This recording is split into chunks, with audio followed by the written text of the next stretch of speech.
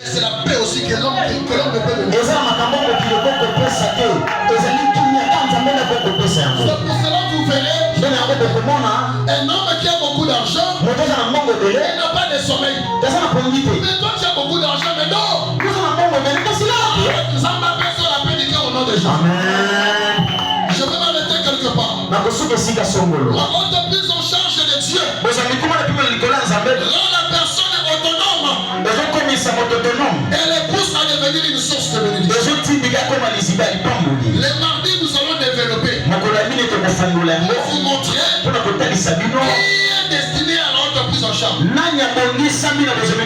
Ce n'est pas tout le monde qui bénéficie de l'entreprise en charge. Vous venez le mardi, vous allez comprendre celui qui est capable de vivre dans l'entreprise en charge. Tout ce soir, que mon Dieu vous bénisse.